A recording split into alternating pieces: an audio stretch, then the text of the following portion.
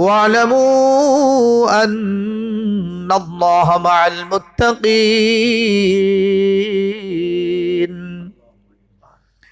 আল্লাহ পাক জানায় দিলেন ইন্না ইদ্দাতাশ শুহুরি ইনদাল্লাহি ইসনা আল্লাহ রাব্বুল আলামিনের কাছে বিধান এবং গণনার মাসসমূহ হলো 12টা।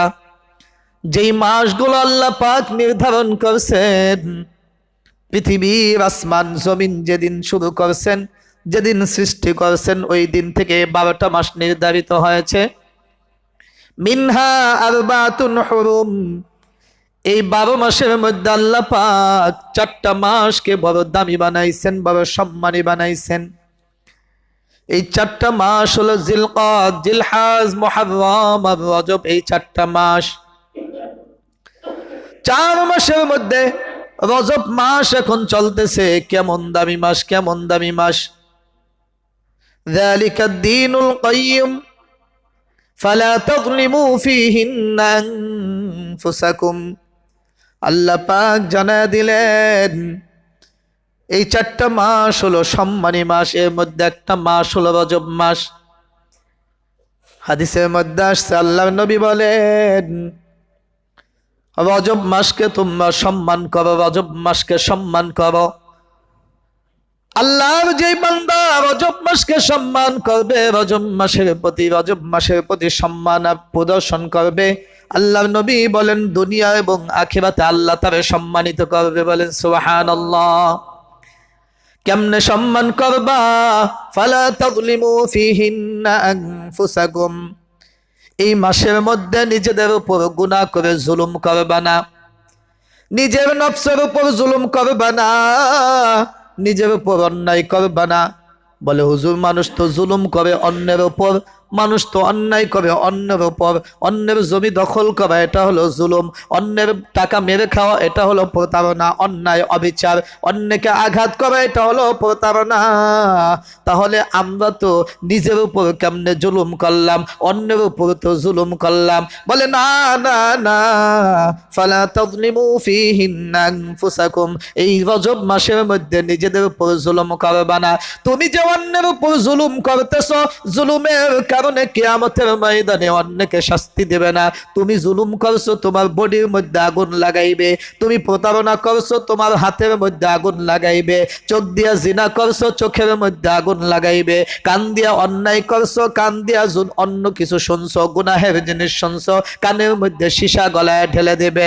তুমি তোমার মুখ দিয়া জুলুম করছো, মুখের মধ্যে আল্লাহ মোহর মেরে দিবেন।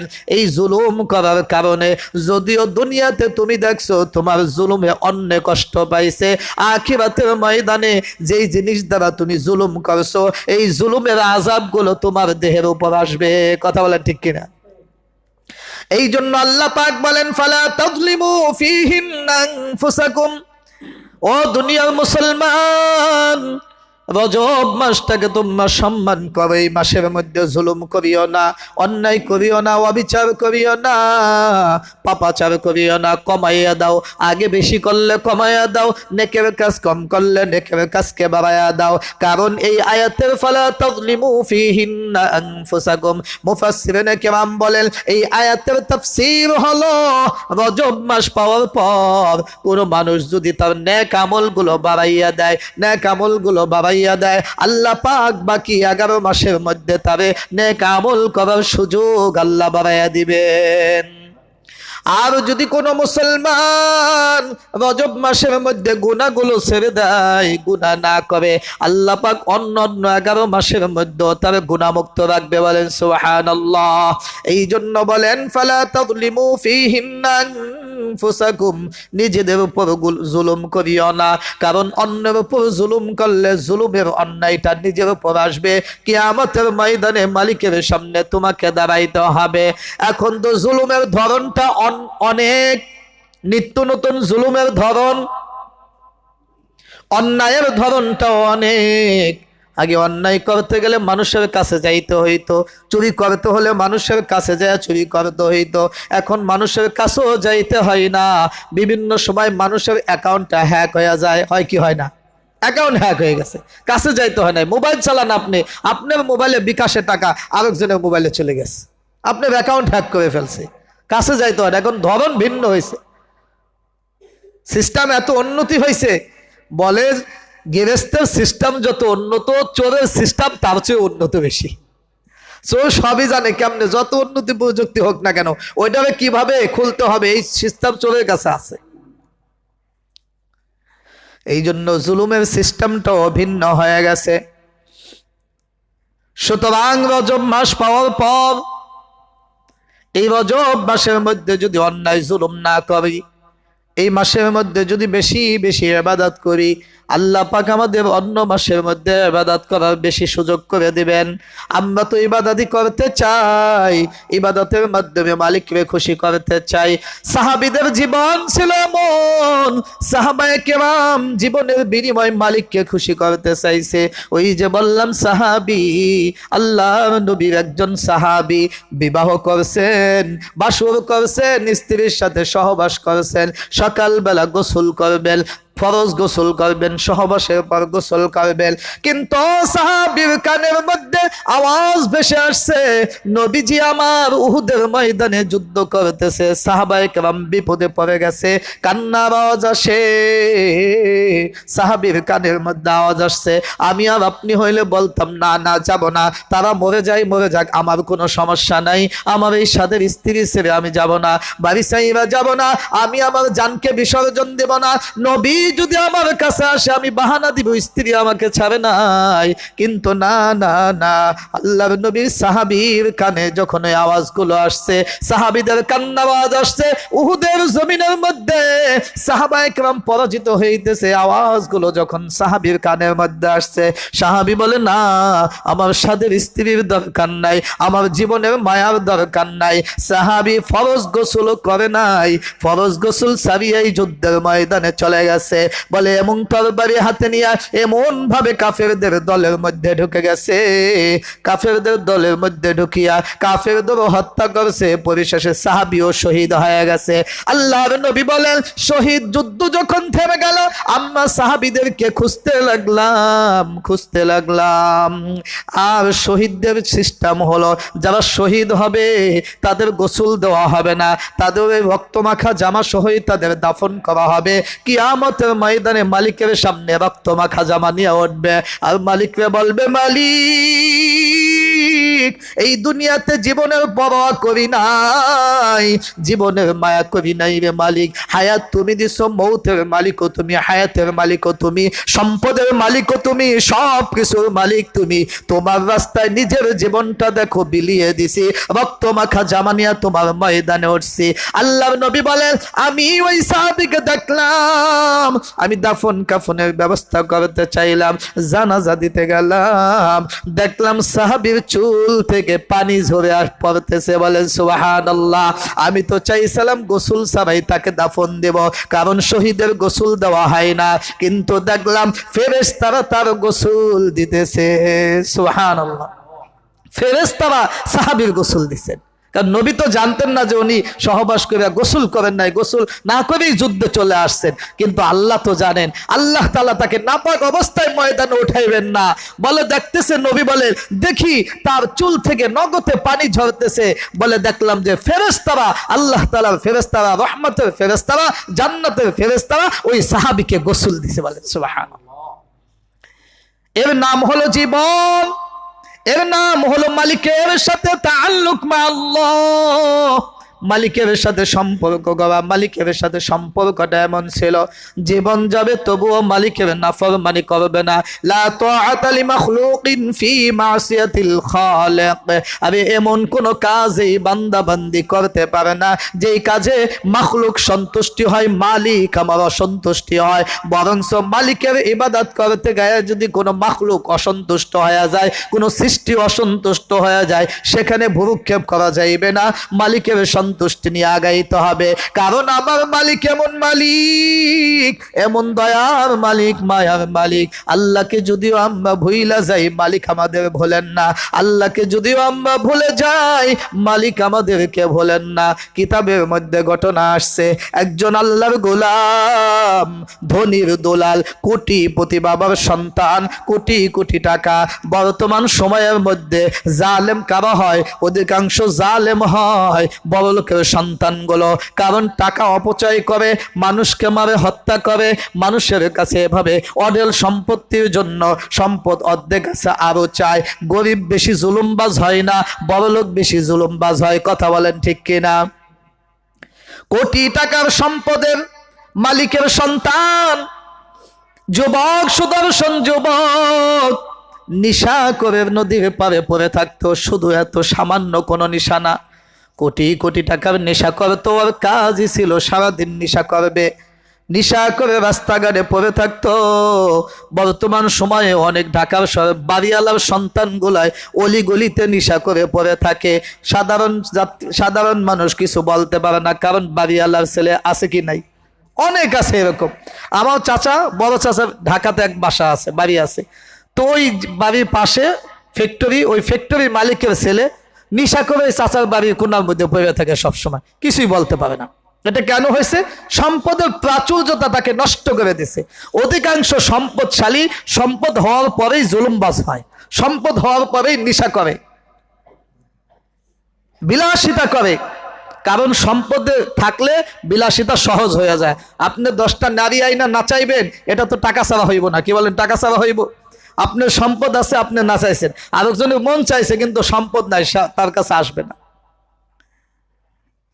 সম্পদ মানুষকে নষ্ট করে, আবার সম্পদ মানুষকে ভালো করে। তবে অধিকাংশ মানুষ সম্পদ পাওয়ার পর গুনাহের মধ্যে বেশি লিপ্ত হয়। কোটিপতির সন্তান নিশা করে জমিনের মধ্যে পড়ে থাকতো, কেউ তারে কিছু বলতে পারতো না।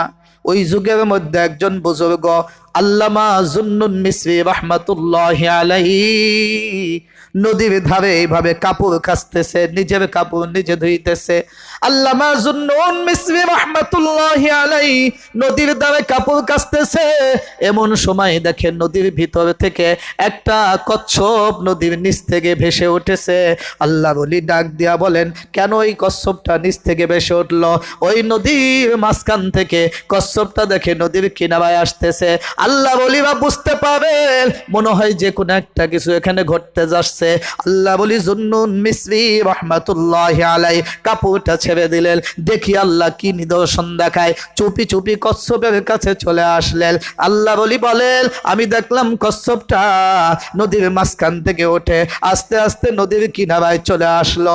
নদীর কিনারায় এসে একটু দাঁড়াইলো। হঠাৎ দেখলাম দূর থেকে একটা বিচ্ছু, বিষাক্ত বিচ্ছু, ওটা দৌড় মেরে আসতেছে।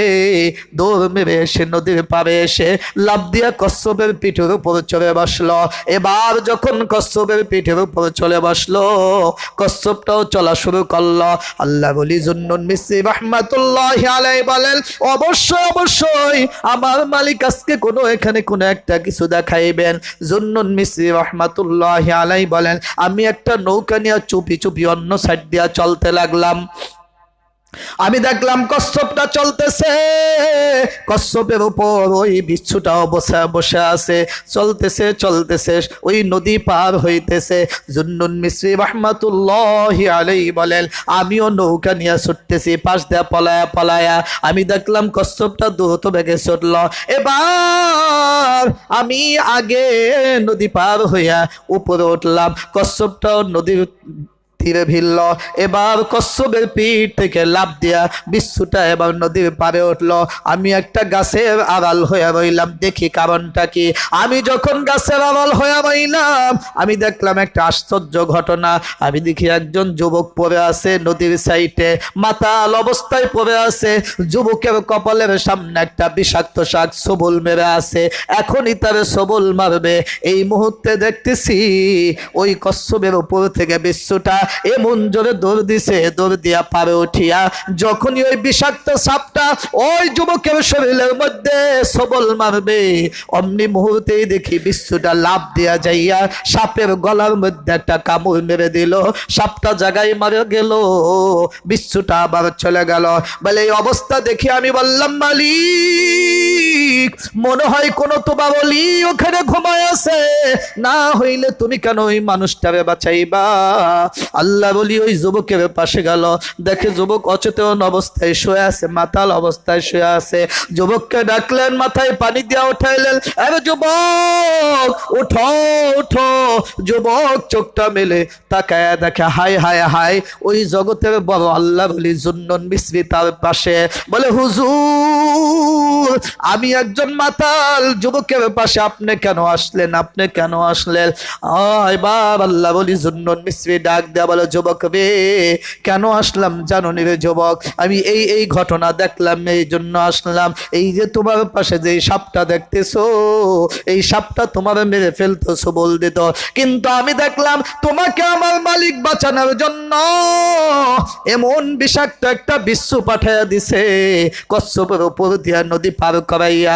সাপটা যখনই তোমাকে মেরে ফেলবে সবল দিয়া, ওই মুহূর্তে বিষাক্ত বিচ্ছুটা সাপকে সবল দিয়া মেরে ফেলছে, আমার মালিক তোমারে বাঁচাইয়া দিছে। যুবক চোখের পানি ছেড়ে দিয়া মালিকের দরবারে সেজদা দিয়া ডাকে, মালিক আমি তোমারে ভুলে গেছি, কিন্তু তুমি আমারে ভুলো নাই। আমি দুনিয়া মাতাল হয়ে পড়ে আছি, আমি ভেবেছিলাম আরে যেই মালিকরা আমি ভুলে গেছি, মালিক বুঝে আমারে ভুলে গেছে, কিন্তু না না না, যেই মালিককে আমি ভুললো মালিক আমারে ভুলে না, ওই মালিকের চাইতে বড় দয়ালু দুনিয়াতে আর কেউ না।